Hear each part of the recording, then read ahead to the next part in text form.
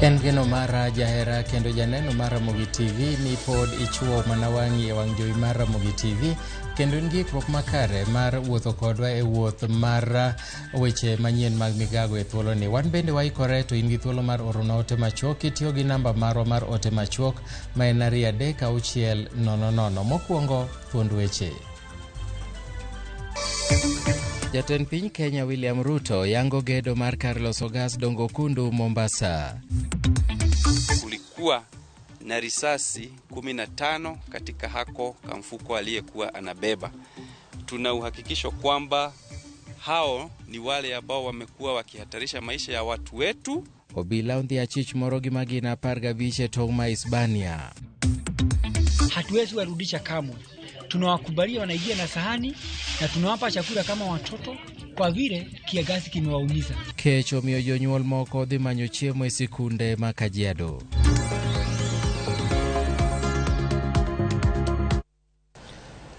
Machiegni nyinga Milton Ochieng. Apisa magarita kwe tong' mar piny Kenya gi Tanzania yo Hispania ogolo siem ne jonjore mamonjo kendo sando jodak ma Hispania ka gisingo kaonegi okang' mager mar chik. Apisa go nyo mako achich achiel mar njore kod magina 15 e kinde maneri kotemo ringo kodonje piny libamba ma Tanzania. Apisa go kotelnegi kod jalup komishona ma Hispania Kihara David nolero na rita matong'no ero osenjaore mokalo gima koro kelo luoro e kind jodak makono. Kanoloso jatend arita ma Hispania Shem Musembi nolero ni gibiro dhi nyime gi lando kwe e tong'no kendo rido arita ka gigeno ni mano biro tieko rochruok mar arita e gwengego. Iko watu wameonekana ambao walikuwa suspicious, tukafuatilia with the help of the area DO and the chiefs and one officer, but unfortunately hatukuweza kupata huyo mtu. Ndio alitufahamu kabla na akaangusha mzigo. Wakachukua hiyo mzigo na kupata kwamba kulikuwa na risasi 15 katika hako kamfuko aliyekuwa anabeba. Tuna uhakikisho kwamba hao ni wale ambao wamekuwa wakihatarisha maisha ya watu wetu, nasi tunataka kuhakikishia raia wetu kwamba tuko macho, tuko gangari, tutaendelea kupiga doria, na kazi yetu kama wafanyikazi katika idara ya usalama ni kuhakikisha mali na wananchi wetu iko sawa. Tunasema kwamba wananchi wetu walale kwa amani. Sisi tuko kazi na tunahakikishia usalama wao umedhibitishwa kabisa.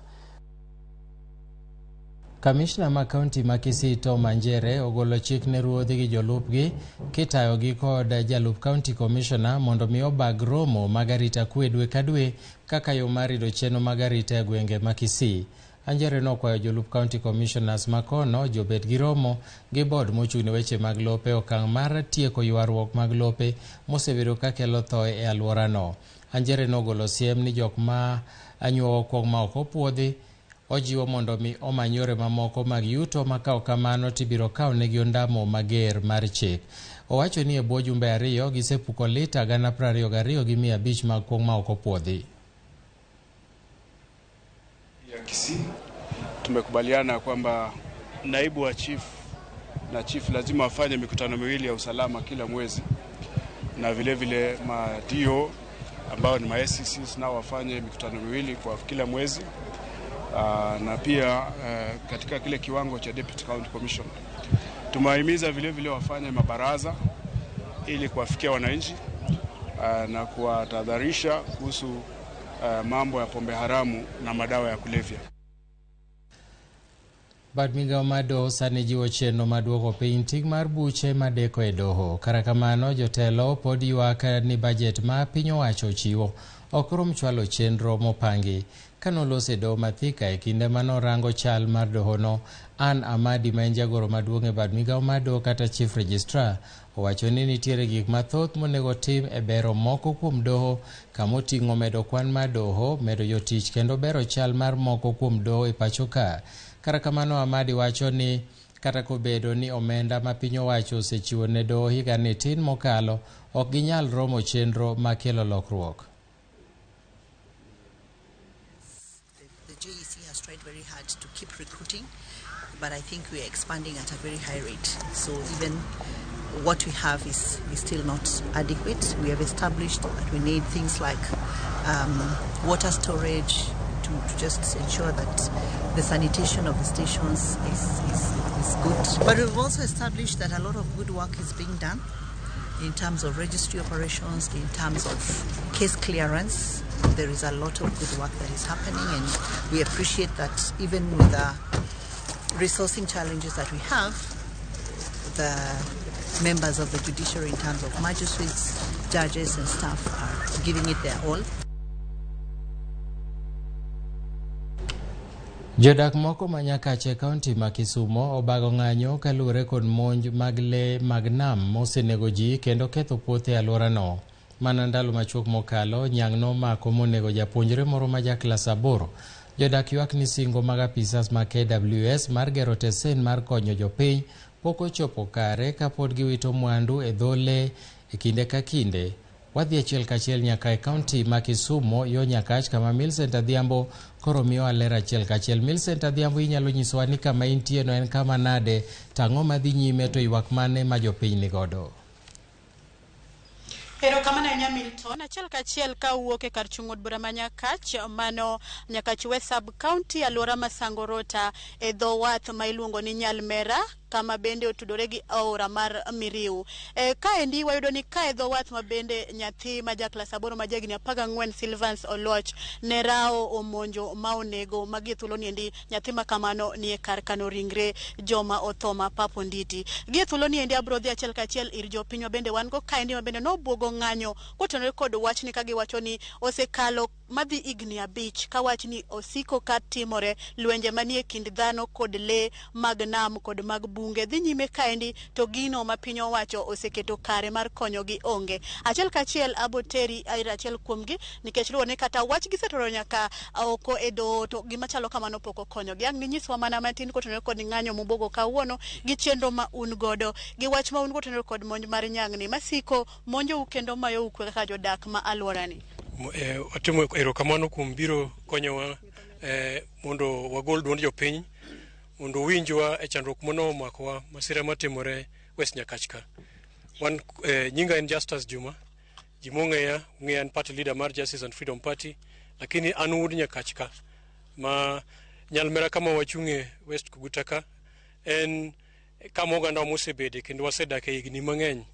To chandruok marwa gi le en chandruok mosiko, to en chandruok ma inyalo geng', to osemiyo jopiny bedo gi lit gi kuyo bende gi chandruok kuom kata loso chiemo kata puothe gi magipuro nikech rao sama rao wuok kumonego bede ma owawene mondo rao bede, koro ochopo kuma giwuok ma gibiro nyaka kuondewa nyaka utewa ma kama wabiro ka to wabiro e ywak mar masira mar owadwa ma nyathine notho to negi mana gi rao e dho wath ka, to en gima ne nyalo geng'ore. Emomiyo wan kaka community masango wawuok ka wan gi agenda mwatemo mondo mi wanyis noler ne jopiny mondo winji moriere tere, to waler agenda gi mondo serikal owinji, to serikal ne onego beno osetimo agenda gi. Sama walero gi serikal owinji, to kapok serikal owinjo to bende wasenyiso jopiny ni ka serikal ok owinjo to wakao loch gi teko mondo miyo serikal waduoko e lwetwa. Koro ka KWS otamore ok dwa rito, koro wanyiso jopiny ni wadog wakao bidhi, wadog wakao tong' gi beti, wakunyne gi buche, wamakgi, to watimre nade? Wanegi gi, nikech serikal ochopo kama koro kwinjwa. To mae gima wanyiso serikal mondo serikal o conduct thorough survey of hippo population in the area, including their movements, habitats, and to identify the root causes of their migration into residential areas.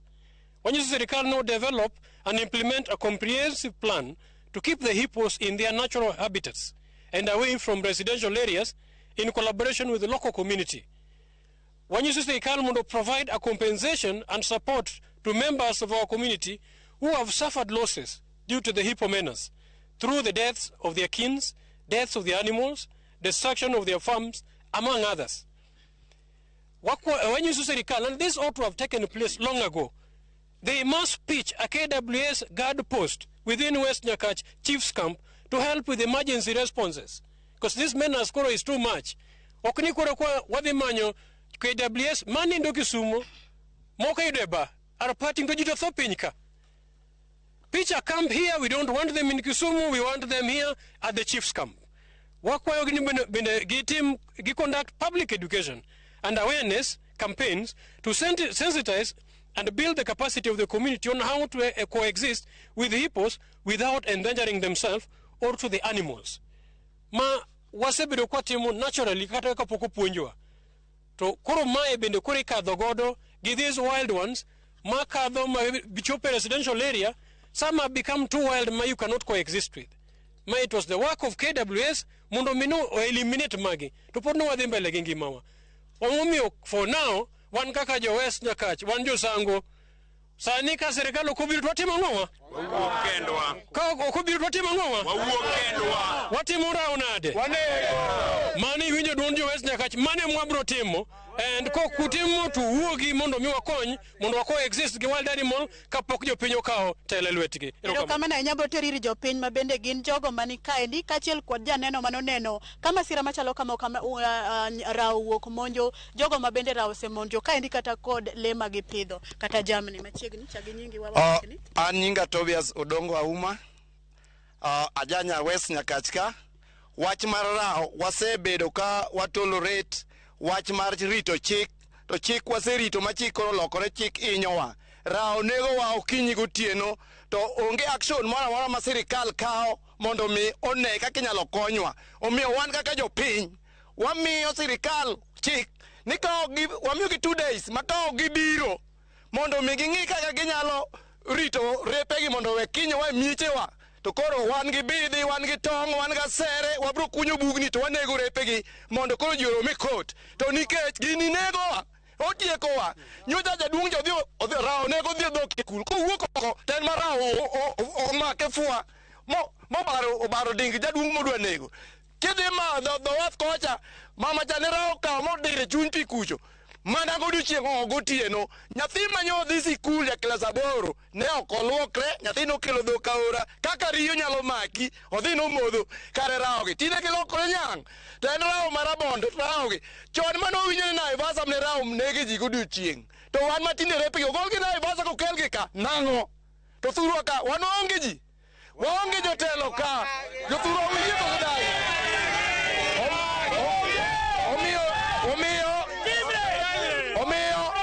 Omiyo karepegi nogolgi Naivasha to duogi kanye?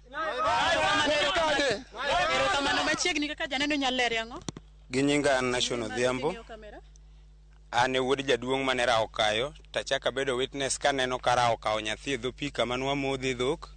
Ok osebedo ne mornwa ahinya, omiyo sani koro waduge kor gweng', kotamo sirikal rito to kar waduog wati, wabede kor gweng' wati rito rao to lakini wadhi tiyo gi method mag jowa machon to ma ok dhi morowa mondo mi uneka koro wadhi negore gi le to jo wildlife mwandiko momi tich to nitiere. To offices to wadhuro ka chief nigi kamora mora manyalo ji nyalo bede mondo gikonynwa jopiny nikech kuonde gi mwanyalo pure chambwa moko ema fertile mwanyalo konyogo jopiny. To ka koro kech dwa negwa marao chamowa kama to ok wabi sirikal mondo wuog oko mondo bi okonywa wan e ground to ok wanyal tiyo ka sirikal onge. Ero kamano yonya. Mana kamano Milton Jaka Black kama bende wawuoke kaendi kanyalo tango ni mana matin mae aora mabende giyuak ni aora ni saduto mamono biro tuome pi ji obiro lage dhok kata modho dhok kae mabende rao time monj kendo gin rao mokalo 3 ka bende giwacho kanyo ni telo mar Kenya Wildlife Service nochopo kaendi to gino mane gitimo malong'o no. Koro ywak gi maduong' en mondo mi jogi wuok oko mapiyo konygi nikech ngimagi dhi bedo kamarach to kawo kamano to gibro kawo chik e lwetgi gino mabende ok owinjore. Gethuolo ni endi kionge penjo mora mora ang'ne awei dhi nyime kod medo kelo weche manyien mabende medo tucho e mesa mar ke weche mondo mi wadring wadhi rota mondo wanyal gomba ka bende gi ng'at machielo mabende ne rao monjo wayudni to eto ngimane chalo nade gi secheni. Milton Jaka Black an kuomi inyalo dhi nyime gi seche gi eki. Erokamano inya Millicent Adhiambo kowuok e kaunti ma Kisumo. Paro manyalo nyiso jodak ma Nyakach mayuak ni ginyalo kawo chik e lwetgi. Leno en le marach ma kaponi onge lony minyalo chomego to kik item nikech en ok ong'e bidhi samoro sami chomeno to bo chomo ng'at achiel. Omiyo mana KWS ema mondo kaw okang' mar neno kaka ginyalo geng'o repego to kao chike lwetwa aseneno jomotemo nego rao kamoro mar rao chwo nego ng'ato omiyo sirikal mobro kwayo mondo mi oresu. Ka wadhi nyime, jopur ma 450 mawuok Nyamache e kachung'od bura ma Bobasi e kaunti ma Kisii oyudo omenda maromo siling milion 1.5 mar timo ohala mopogore opogore kod pur mar chai. Grube maromo 16 mag mine kod ojende onyiso mor margi kod riwruok mar KTDA magiwacho ni pesa go eko dhi konyogi kendo goyogi jek mar medo yuto margi kaka jopur mag chai. Sudi Matara ma en apisa maduong' mar KTDA Foundation ema notelo ne chiwo omenda ne grube go eko mana kaka Crispin Otieno leronwa. Which is a subsidiary owned by KTDA Holdings, and it's responsible for what we call corporate social investments. And our vision is to see our farmers empowered, and at the end of the day, they're economically and socially resilient. Today we are here to celebrate about 480 farmers who are in about 16 groups. And these groups came together through training in 3 areas around social dynamics, where we were dealing with issues around conflict management. Then secondly, we looked at financial literacy. And thirdly, we trained them on entrepreneurship. And in line with the strategy and vision of KTDA Holdings, one of the things that we've said is that we need to put more money into the pockets of the farmer. Especially, we know about 90% of our farmers own 0.5 acres of land, so which means sometimes the income they get is not sufficient to cover all the social and economic needs that they have. And that's why, as a strategic direction, as an organization, we've decided that we're going to support our farmers in the enterprises that they're already involved in. So we are taking what we call the value chain approach, where we look at it from end to end, where we're looking at the market, and then we go down all the way to the production level. And that's why we are here today. We trained about 700 farmers, and progressively we had about 480 farmers who came up with bankable products and bankable business plans. And we're going to give about 1.5 million to this particular factory. And countrywide, we have been able to do this to other factories as well. And we are working very closely with other organizations to make sure that our farmers become more resilient. So that's why we are here. And as you can see, we've celebrated with our farmers, and we've come out to say that KTDA cares about our farmers, and that putting more money into the pockets of our farmers is a priority, and diversification is key to that.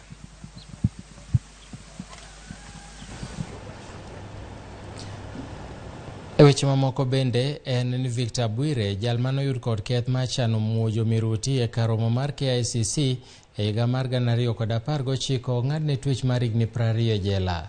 Jang'ad bura mar doho ma Milimani Bernard Ochoi wacho ni dine bed ni monj makamano notimore dino kelo lal mathoth. Kaluwore gi nonro, karomo mar KICC kuom thuolo achiel wachore ni nyalo ting'o ji 10,000. Ka bende karomo no thoro rwako welo kowuok e pachoka kaachiel kod mago mawuok e pinje maoko. Bwire noyie gi ketho makamano koseyo tuo mar paro kata mar obwongo mane nitiere godo e kindeno, kendo kwayo doho mondo mi ombekne kum. Ka doho ne othicho kwayo makamano, kiseye gi ketho makamano en kaachiel kod nyawadgi mong'ere kaka Mohamed Abdalla ma pod ifuero ndache.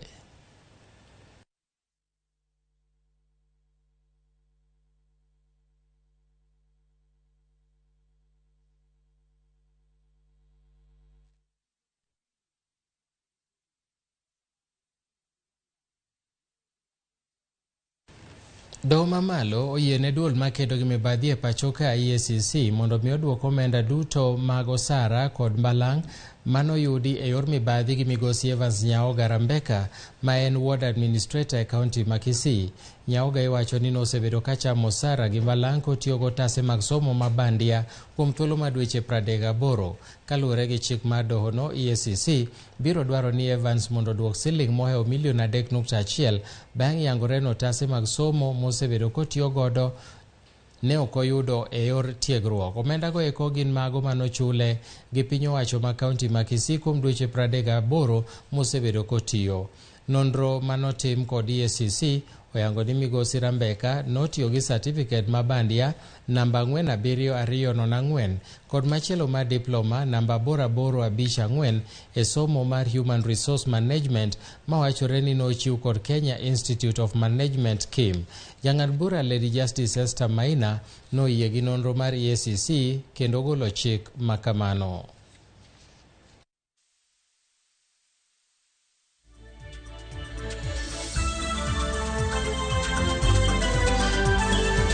Ramogi en thuolo mano mwaka oyueyo mokwongo e chenro mar Migago, to kapok wadhi e yueyo yiena mondo asom moko kuom ote museorono e laini mar ka ote machuok ma en 3:600. Tuned loud and clear e boma ma Changamwe Mombasa ma Albert Gwea, kaito David Angogo wacho ni Ramogi neno maler e gwenge waka. Eric Odemo wacho ni ka chunge Kanyamkago Ramogi TV omiyo waneno nyaka Hispania. Wan kagi Aiso Jadudu chunge kanyimoso na Betty Okoth nyachunge paroni kamore Migori. Ramogi an owele japeng ma Sigomre father karibu kuon gi weu ai miya miluma. Olwe from Nyaundi wacho ni Ramogi ler. Calvin Soyugi wuodgi Nakamenya walemuru ne jonyuol makech negogo sirkal okonya jogo kendo ker gi jalup ne okonjo Kenya. Osawre Ramogi mai Joel Kopere kantiere Rongo. Ramogi winjore maler, kaito Mondi Odipo kantiere Seme bende wacho no neno wa maler mokalo. Nyako Ramogi yena monda ka oyueyo mokwongo mak mana na singo ne ni pod wan gi mathoth moikonu e chenro mar Migago. Kik idhi mabor.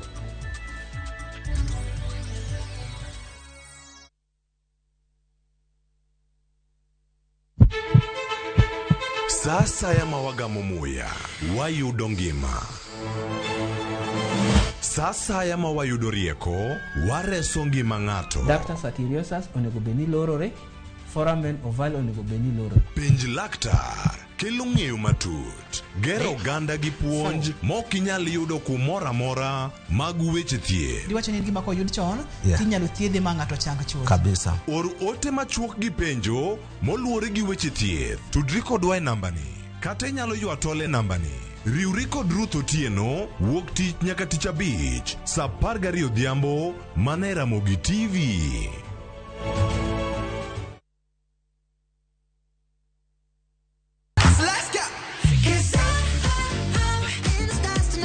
Ngeso ka ngeso en chieng' mor ne nyithindo e chenro mar rogo mar nyithindo saa 3 gokinyi. But success in excess. Udi wadhi nyime kendo wadhi medo mor nyadichiel, nyadiriyo, nyadidek. Waseyudo miel manyachon gi manyasani, tedo, katiratira, tugo gi gik moko mang'eny mabeyo beyo. Wayud mor gi ilo kaka rogo mar nyithindo. Kikelo ni kod Logs Ponde, Sally Kosgei Odhiambo to gi Josephine Achieng'. Rogo mar nyithindo ngeso saa 3 mar okinyi to ibonwa e Jumapil saa 8 mana e Ramogi TV.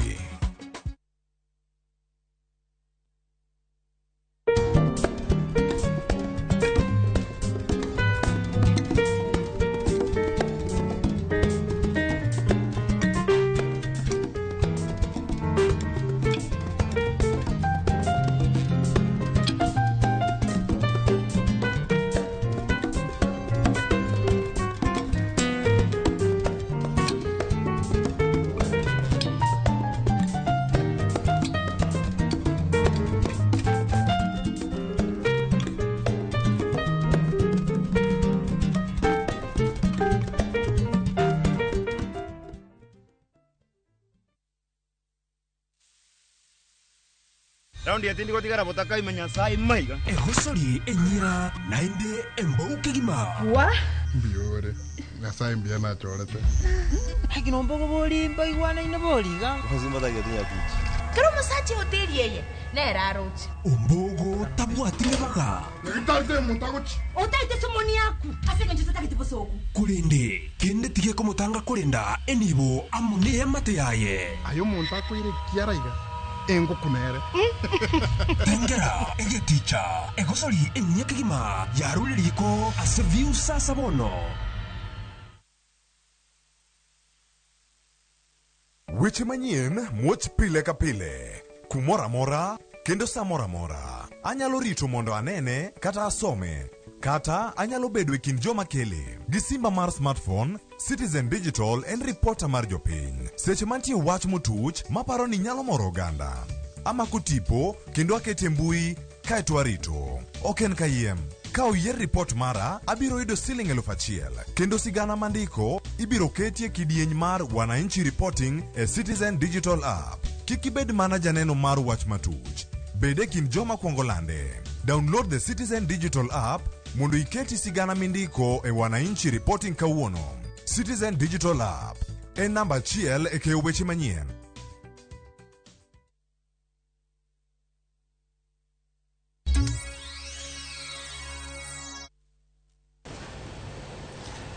Machiegni kendo. Kinde duto ng'erega ni kolang' ma sikul oywak to jopuonjre ringo pacho ka dhi gago. Kar kamano oromo kwako gwenge ma Kajiado omiyo koro jonyuol moko ema dhi pango laini e skunde midakie mondo migi chiem gi jopuonjre. Ray Polo miyowa lipodno. Ilbisil e kaunti ma Kajiado. Kata odoko ni piny otuo, buru kod liet ng'eny nikech oro, jopuonjre to oketo maino margi e somo. Olang' ka oywak sa 7 giriedo e laini ne chiemo. Kata kamano, ok jopuonjre kende ema oywayo sende.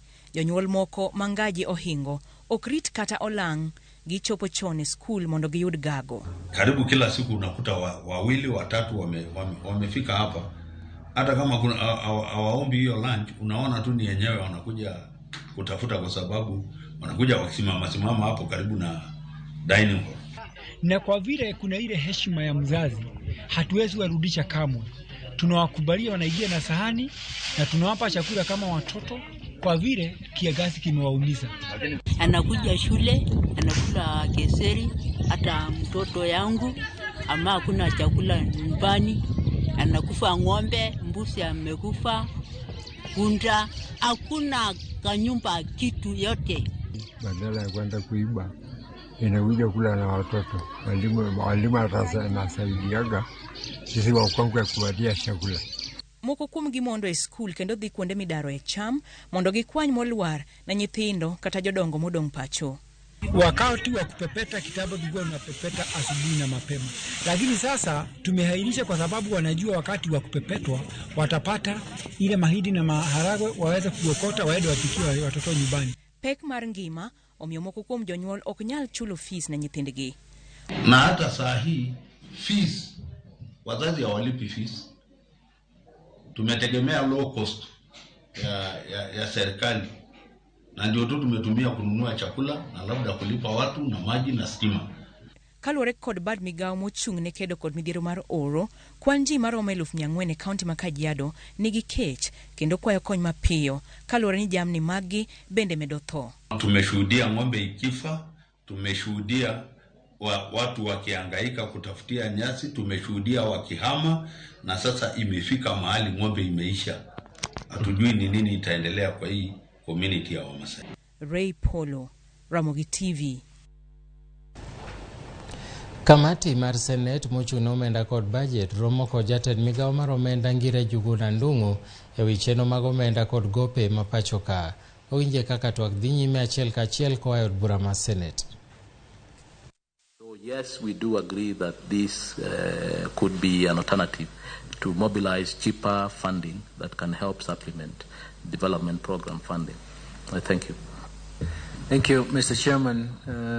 I hope we have done justice to the questions and comments that have been raised. But I also know that the world is now moving out and saying, look, we made the most contribution in terms of climate change. We need to help out. We need to come in and also create a resilience fund at the IMF and the World Bank. These are discussions that are going on. So thank you very much for the questions. I hope we have answered most of the questions. Maybe not comprehensively, but the whole idea is to make sure that we are all aligned in the same level in terms of the direction that we are taking. That is, the presentation we made and what we are focused on is actually to develop the economy. It's not only national treasury. You have to have some buy-in from you. That is how we are going to achieve the necessary results. Thank you very much. Thank you, Waziri.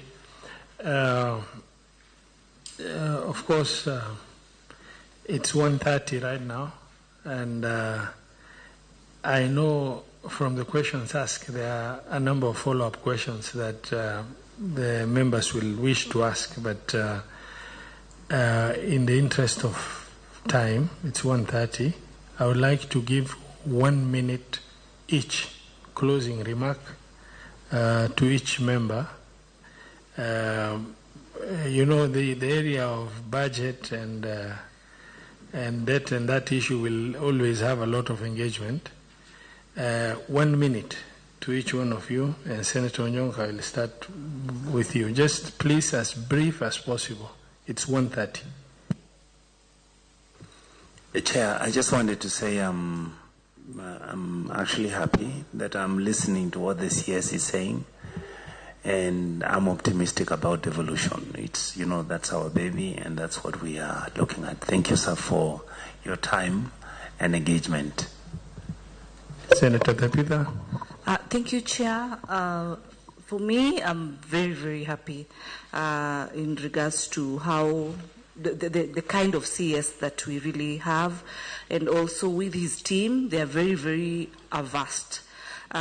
He has been able to answer all questions, and we believe with the support of this committee and the way also you respond to our meetings, this request, I believe this will take this country very far. God bless you. Senator Karanja. Thank you, CS and the team. I'm here as a senator of Nakuru County and a member of this committee, and one of the investors in this country. And when I get out of that door, I think I'll tell the people, come and listen. I've heard a CS who is talking our language. Thank you for giving an example of Naivasha. That industry you're talking about was closed maybe over 30 years ago, and it's the same question we keep on asking. Why is it that somebody cannot see the reason of this industry that needs to be reopened? At that time, it used to employ 7,000 people. If it's up to today, I'm sure it could be employing over 20,000 people. At that time, it was working 24 hours. It was a 24-hour. You could see the beehive of the economy of the Naivasha. So you are talking our language. We just need, the investors just need that conducive environment, and then even these industries, business parks that the county government will be building. If you give them that conducive environment, you'll be surprised to see how many industries will come up. Thank you. Senator Eddy. My friend Onyonka was donating this time to me, but he can say to the chair. I've donated it. Whatever the chair approves, I agree with the chair. Thank you so much. I'll try to be brief. The chair approved 1 minute. Thank you. Thank you so much, Governor, and your team. I think I'll do requests as you consider finalizing the BPS, and then I'll just make one comment on our discourse conversation. So I've got 4 requests on behalf of the counties. Number 1, I would want to request that the government to absorb the ECD salaries for teachers, the national government, because, you know, this function was devolved without money following it. And I think Tabitha raised it, and it's a very critical one. It will make the counties better in terms of providing education. Number 2, there were healthcare staff that during COVID were being paid by donors in counties. You can check on that. And right now, if you can work on a conditional grant to help counties be able to absorb them properly, that would be good. And a rejoinder on that is just on the issue of healthcare, community healthcare volunteers, as you've corrected me. I think that the minister has just taken the time to look at how easy it is to implement. If you look at the total number of CHVs in all counties, and if you're just to pay them 3K, I'll check on time, Chairman, this is very important. If you're just to pay them 3K each for all the 47 counties, it will only cost you about 2 billion. So consider doing a calculus that can be able to enable us be able to have stipend for CHVs. And then number 4 is you talked very passionately about agriculture as a place to be able to stimulate the economy currently. The biggest problem in the counties right now is we don't have extension services. I think the budget for extension services, from what I've seen, if I did a good calculus, it's about 91 billion that is remaining with you nationally. A county like Migori County only need about 38 billion to strengthen this function. If you have to work with that, then it means that for all counties, you only need 1.6 billion really to be able to help that function. So those are my requests. On my rejoinder with our conversation, 1 minute literally, Chair, where we were talking about Governor Masia James Orengo ogolo ywak ewi pek mar ngima koseyo piny owacho mamalo kuom rem kelo fuong'ruok. Orengo mane loso e gwenge ma Sinaga kama ne oyawe chenro mar pi ma ono Sinaga mar reso ngima kod puothe jodak ma alworano. Nojiwo jodak ma kono mondo opidh kothe ma nigi teko mar nyak kata e oro mancha no opogo ne jopur ma Siaya. Bende nochiwo siem mage ne jogo machano uso kodhi ma sirkal ochiwo nono kowacho ni biro kawo negi ondamo mowinjore. Nyalo pidho Siaya mipidh kata piny luo mangima. Kon gi piny madhako. Emomiyo ncha no adwaro ni mondo ji opur. Saka usepuro mondo kodhi oyudre. To mbolea bende oyudre maka koro chopo sa. Ma koro ji keyo to wabedo gi chiemo mwanyalo chamo. Mok wageno mana chiemo mikelo. Nikech kech ni nyicho chamo ji te. Miyudo na kata piny Atwara kata piny Lang'o ji dwaro chiemo magichamo. Ok ne ka nengo gik moko dhi malo. Kose nengo gik moko ni piny. Gimoro amora ikwan mogo, ikwan ang'o sukari, magi odhi malo te. To gisani bende waketo manani e wach ma pi. Kaka kawuono wakelo pi kae. To wadwa ni pi oring kamoro amora mondo mon wetena wach madhi kulo obed matin. Lai mar somo ma CBC pod medo nyuolo paro mopogore opogore ka koro grube makedo ne ratiro mag somo oseo okang' mager ni onge somo moro amora mag sikunde ma sekondari madundo mosebedo ka dhi nyime e yo makare e kind thuolo ma jumbe 3 mosekalo chakre ne nyithindo riwre gi grade 7. Riwruok ma ok mar piny owacho mong'ere kaka Elimu Bora koro dwaro mondo mi piny owacho dhi choko lai mar somo ma CBC nyaka ikruok makare oketi yo makare koriwo gedo ma kilese ndiko jopuonj kaachiel gi keto chapa mag gige somo moromo. There is still a huge gap in provision of the physical infrastructure in most public schools, including inadequate, insufficient or non-existent buildings and furniture, and this is compounded by their accessibility for learners and teachers with disability. We are alarmed that the government has totally not paid attention to critical issues such as teacher availability, qualifications and readiness to teach, the male-female ratio for teachers, and the special skills required for differently gifted learners such as sign language abilities and braille use abilities, among others. If you look at the curriculum framework for junior secondary school, particularly grade 7, those 14 learning areas and other 4 electives, we are saying it would be very difficult to have one single teacher handling all those learning areas. So that informed our assertion that indeed no learning is taking place. When you know that no learning is taking place, why would you continue with it? The government must bite the bullet and admit that by postponing the roll out of junior secondary school is not an admission of failure, but is ultimately in the interest of the learners, parents, and country at large. While we appreciate that, the 844 system is also riddled by many structural problems. A Limobora working group holds that the government needs to take more time to evaluate progress in the rollout of the junior secondary school and take urgent remedial steps without jeopardizing the lives of our learners. Speaker Maud Burama Migori Charles Likoa oramoni ene mapodo biro bedo speaker nyaka thuolo mare marini abich rum kato bedo ni Burama pingo yiero mare to pod nitiere nyim doho. Likoa mane wuoyo bang' romo kod MCS 36 mag Azimio la Umoja e kaunti ma Migori nowacho ni MCS ma Migori siro telo mare kendo onge kod kibaji moramora, wach mabende nosir kod MCS mag Azimio kotelnegi kod jatend kweth mathoth e od burano Ken Ouma mowacho ni kata ka odoko ni yiero to pod gibiro yiero Likoa. Likoa noramo ni en owuon ema pod en speaker mar od bura ma Migori kokwedo weche maliekore ni MCS ma Migori oseol kode.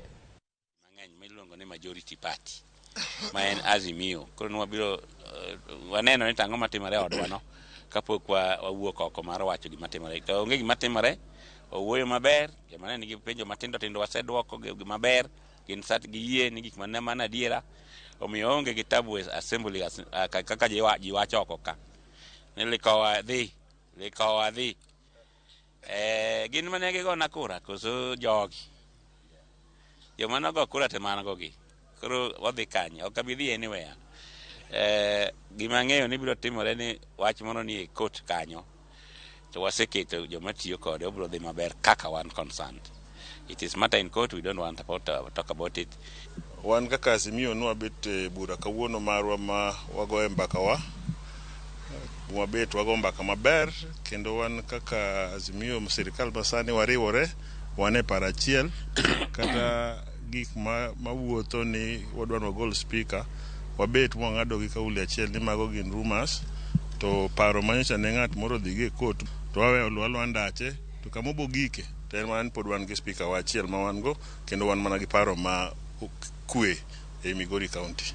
Omiyo kik ji chunygi go kibi ka giparo nitie tungni moro amora, wan waduto wachung' gi speaker wa Charles Owino Likoa. Wan kaka MCA mar Azimio wabedo piny mwawacho ni mondo mi wanyis jo Migori obed mos kendo gibed ka giore ka wang'eyo ni speaker marwa Mheshimiwa Owino Likoa ema pod wan go, onge machielo en Owino Likoa. Omiyo bedura beda mos jo Migori kata propaganda dhi nyime ni kot ochunge gimoro amora ni e kot kendo gige kot go idhi los maber noyiere yo makare wan MCA man wagone ombulu. Lipot mar riwruok pinje ewi ute manie bombe UN Habitat oyango ni bombe madongo pod ni chien e yor pango udi. Kane oloso Mombasa, apisa maduong' mar data mawuok e riwruogno Robert Ndugwa nolero ni bombe madongo pok oketo chenro mar loso weche udi, nok mar pi kaachiel gi dhungruok mag geche. Kata kamano, kaunti ma Mombasa idwaro ni mondo mi ober migawo mar welo mawuok e pinje ma oko ma bende kelo ne kaunti no kod piny Kenya omenda. Jalup gavana ma Mombasa Francis Thoya nolero ni nok mar omenda kelo ng'ikruok e bero chenro mag alworano. Track on some other aspects. For example, when it comes to how much financing needs to be put into cities to deliver the quality of life that cities are being pushed for, we see a big mismatch in terms of, for example, either government allocations or even just investments themselves. County ambazo ni unique kama Mombasa ni muhimu zipewe mgao ambao unalingana na zile services ambazo tunahitaji kupewa. Mwisho, kuna hii dhana ambayo inajificha siku zote. Sisi tunapewa mgao kulingana na day na night time population. Bad binga mochuni weche mapuodho kongo e kaunti ma Meru opuko kongo maromo omenda maromo siling milion 2.5. Barua mano chiwo thuolo mar puko kongo manomaki higa mar 2018 kendo achije manoyud gi kongo go eko nochwal e nyim doho. Chenrono notagi apisa madoho ma Meru ka apisa mag thieth kaachiel gi migawo mochune puodho kongo bende. Babu Miguna ma en jachung' mar migaono olero ni thoth kuongo gin mago mabandia ma obawnegi otese ma ok opuodhi gi KEBS. Tumekutana kuharibu pombe ambayo imeshikwa ikiwa ni kinyume ya sheria na ikapitia court na court ikapeana uamuzi ati hiyo pombe imetengenezwa ikiwa kinyume. Pale mtu anaenda na fake na manufacture kwa nyumba yako, unaweka lebo za kampani zingine, lakini kitu ile umeweka ndani haijulikani. Ninashukuru koti ya Meru siku ya leo kwa sababu ya kukubali ya kwamba tuharibu hii pombe ili ikaweze watu wetu wakaweze Pogruok mar paro pod medo nene gwenge ma Kerugoya e kind sirikal kaunti ma Kirinyaga gi weg bache mantiere e alworano. Jous kong'o ywak kaluwore gi kum mapek mosebed kichiwo negi e kinde ka kinde ka giwacho ni rocho handgi. Nyaka sani doho ma Kerugoya koro chiwo ndalo 60 ne sirikal kaunti ma Kirinyaga mondo mi ochope winjruok makare kod johala ma uso kong'o kapok omigi kum kendo.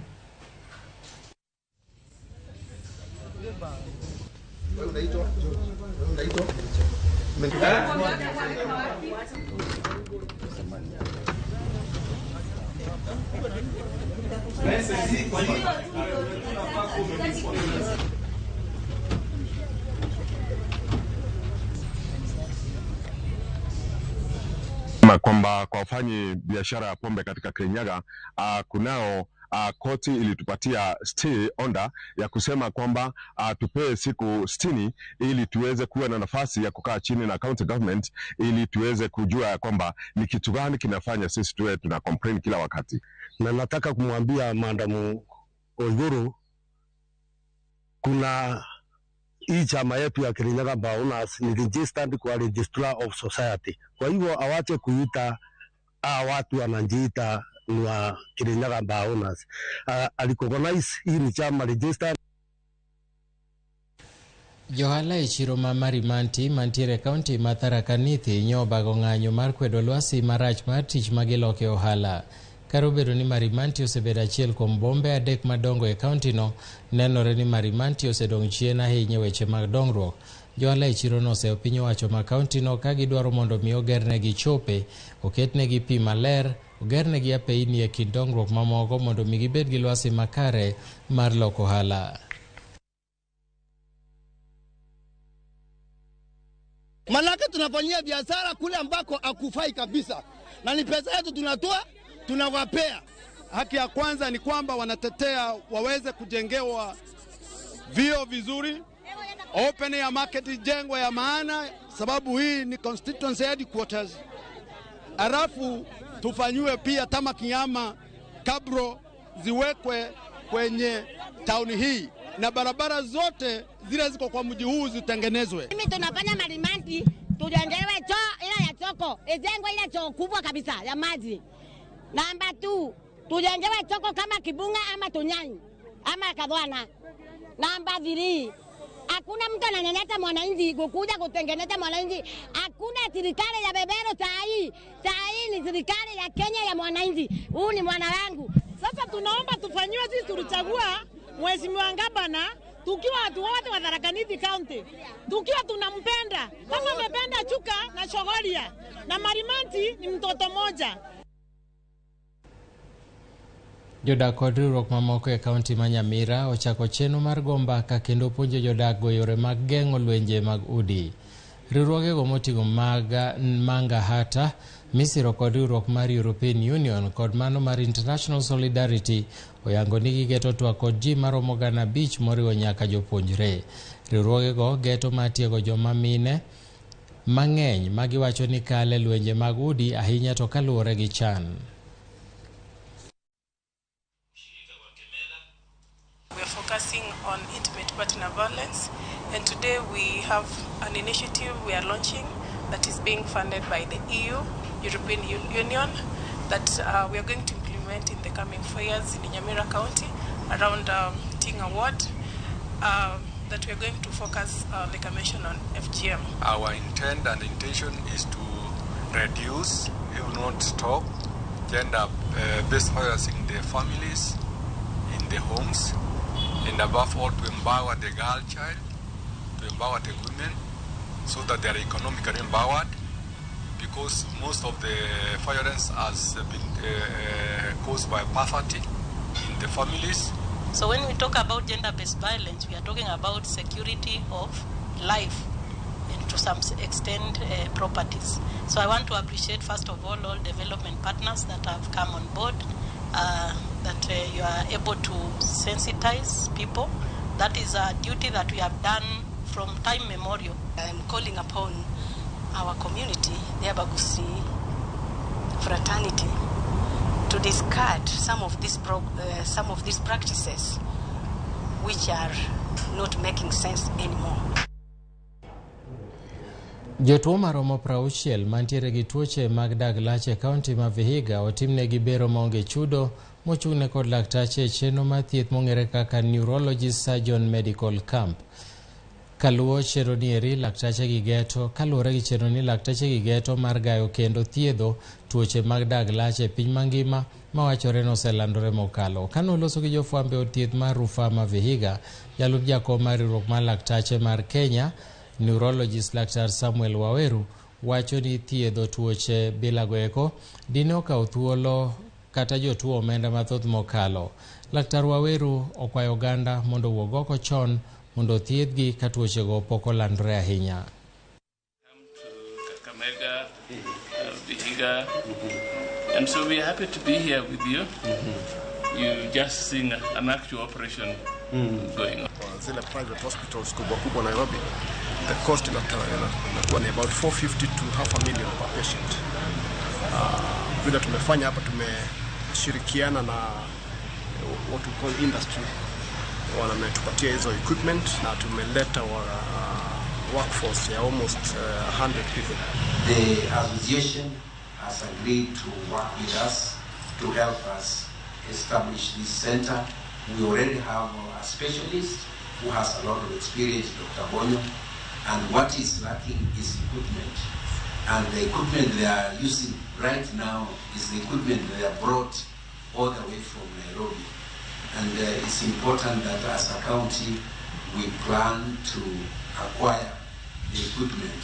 I'm informed it costs about 15 million shillings, and I believe as a county, we can make a lot of sacrifices in other areas to ensure that this equipment is acquired.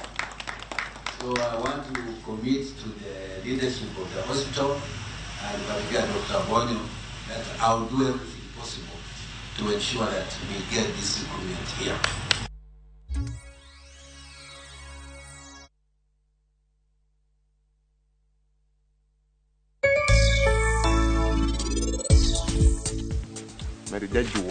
Tifwenyo nade ikoro tindi ikoro do sani makoro idwa ruka kipetero kiyesu ng'wone uru jo wadu kendo wene giricho dibendi nigo nasi idwa kimia wach gi mamwa enure machoncha ber saidi moingo enure masani sete muto do maroma na gikok nyathi yawa lakini mama cha chunya ok dware sisi timori kanga makia. Let me make it clear. Buka to Airtel Money. Dial *334#. Set your 4-digit PIN and confirm. Set your security question. Airtel Money is now activated. Sasa uko set. Yutume Airtel to Airtel for free. Fresh episodes now available on View Sasa. Let me tell you. Where? In Asali Chungu. Kagure will do anything to be in charge of her new home. Your wish is my command. There is so much entertainment on View Sasa.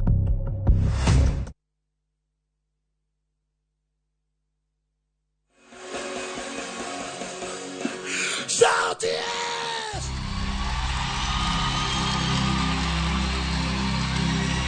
Upate nyota leo!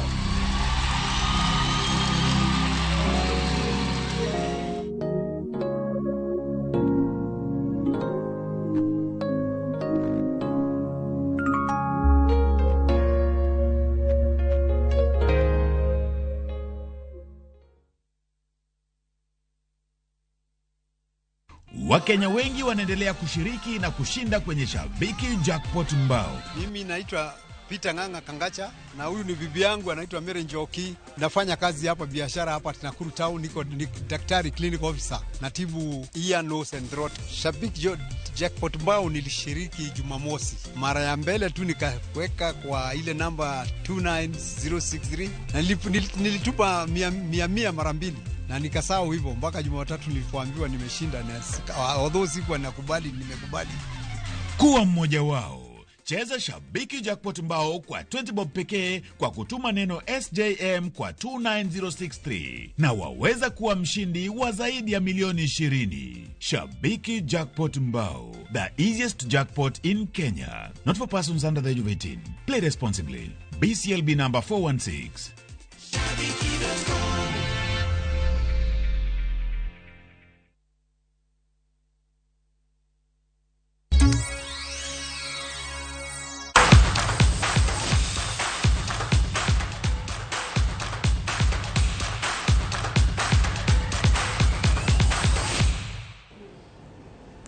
Bas, koro wadhi e pap.